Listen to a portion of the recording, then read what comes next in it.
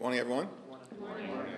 Today's inflation numbers of 3% year over year confirm what hardworking American taxpayers already know, that Donald Trump and Republican policies are making life too expensive in the United States of America. Donald Trump and Republicans promise that costs will go down on day one, but costs haven't gone down in the United States of America. Costs are going up. Inflation is up, the highest number since January of this year. Housing costs are too high. Grocery costs are too high. Electricity bills are through the roof. And now, because of the Republican refusal to extend the Affordable Care Act tax credits, tens of millions of Americans are receiving notices right now that their health care premiums are about to skyrocket. In some instances, everyday Americans are going to pay $1,000 or $2,000 more per month.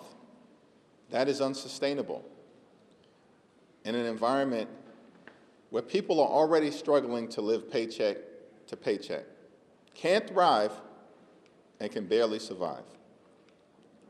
We need House Republicans to come back to Washington, D.C. End your 4-week vacation. Enough already.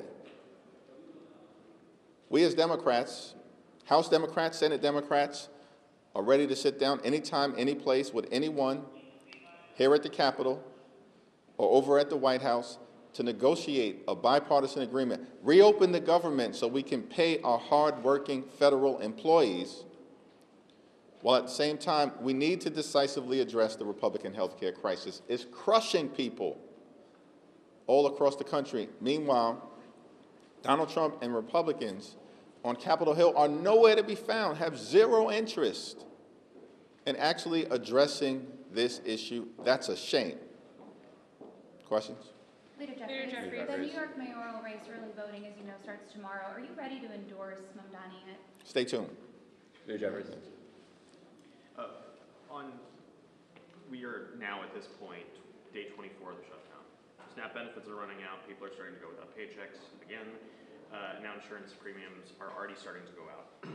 Republicans continue to say they're not going to do anything until the government is reopened. Is there a point where you just have to accept reopen the government?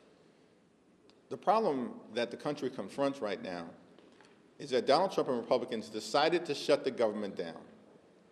Like, what's unclear about the fact that Republicans have the House, the Senate, and the presidency? And from the very beginning of this year, they've taken a my way or the highway approach, have steamrolled the country in all of the things, jamming their right-wing ideology down the throats of the American people. And now Republicans are claiming that they're helpless. The problem that we have right now is that House Republicans refuse to come back. They've literally been on vacation for 4 consecutive weeks. Donald Trump has found all of the time in the world to play golf. He can try to extort $230 million to line his pockets from the Department of Injustice. Somehow the Trump administration found $40 billion to bail out a right-wing wannabe dictator in Argentina, but can't find a dime to extend the Affordable Care Act tax credits in order to make life and health care more affordable for hardworking American taxpayers. And Donald Trump is demolishing parts of the White House in real time. Why? So he can construct some gaudy ballroom where he can be celebrated as if he was a king. All of this has been happening during the 24 days of the Trump Republican shutdown. But they can't find a moment to talk with Democrats to find a bipartisan solution forward to reopen the government and to address the health care crisis that they are inflicting on the American people.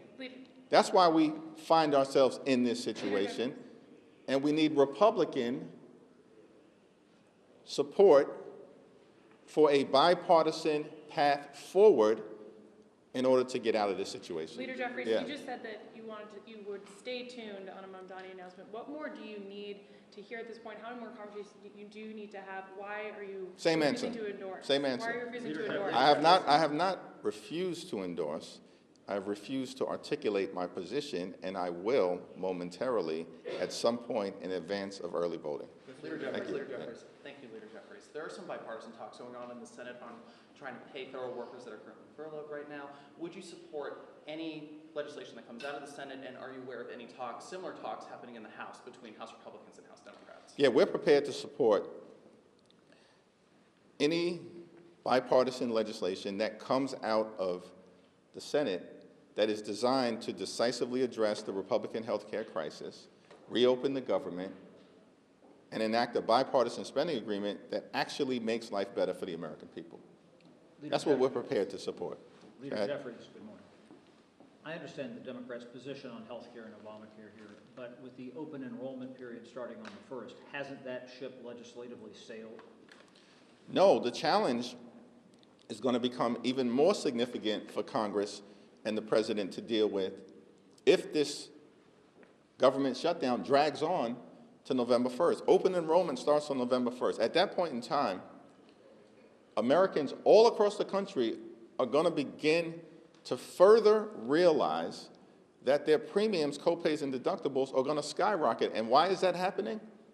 Because Republicans decided earlier this year that they'd rather gut Medicaid and then provide massive tax breaks to their billionaire donors, make those tax breaks permanent, but now, as we approach open enrollment, have zero interest in actually extending Affordable Care Act tax credits that benefit working families, middle-class families, and everyday Americans.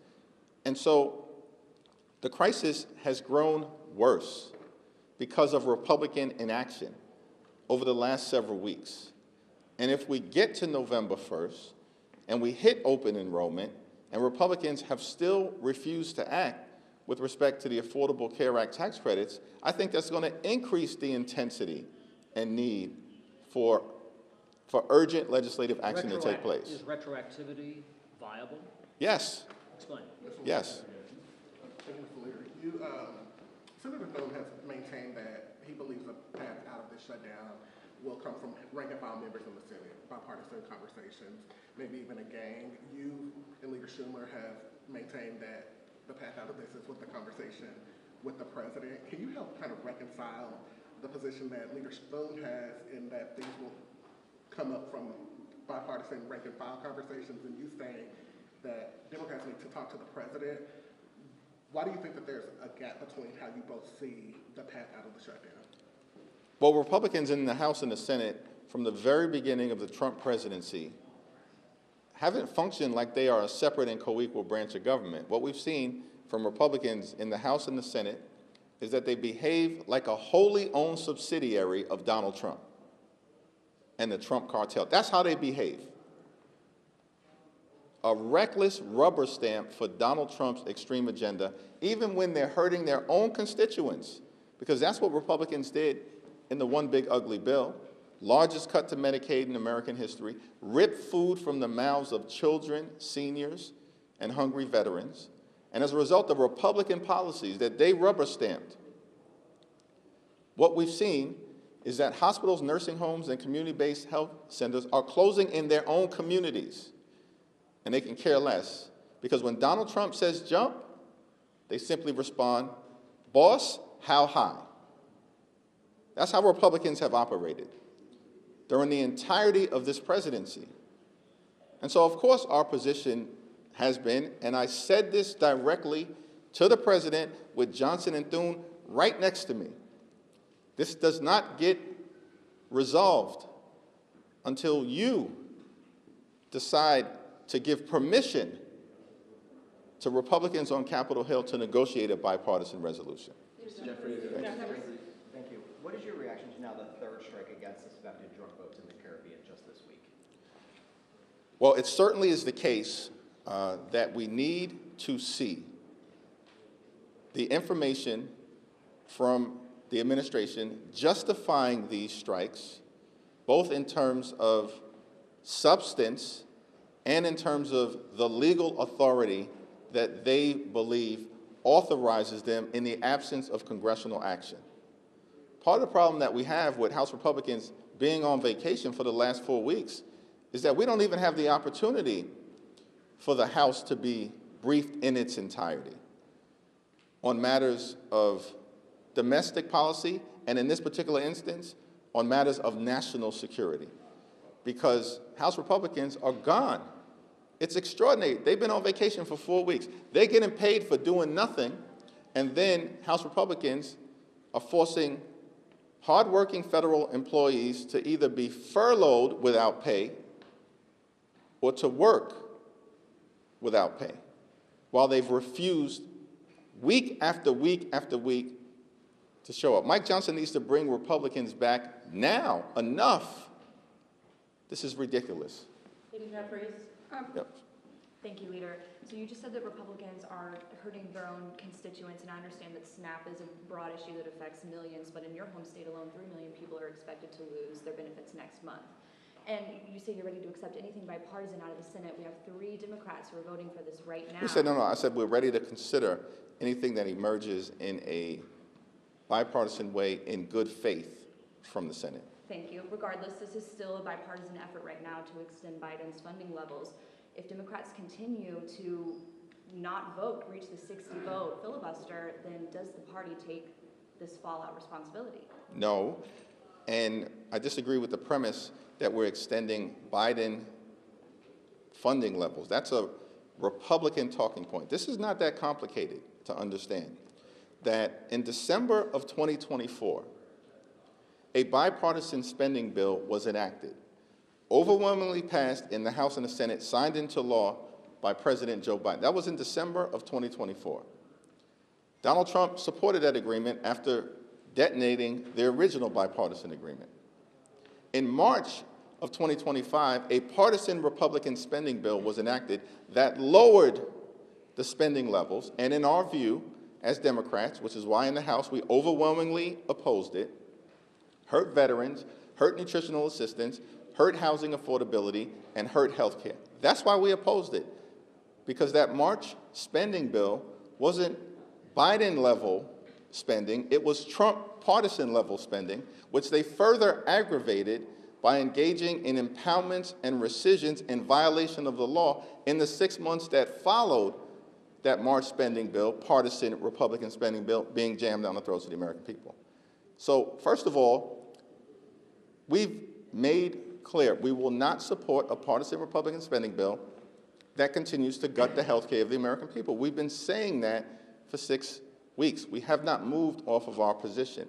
We're going to continue to defend the health care of working class Americans, middle class Americans, and everyday Americans. Mr. Jeffries, Thanks. do you have anything positive to say about Mamdani? And do you recognise that your refusal to do so is splitting the Democratic Party?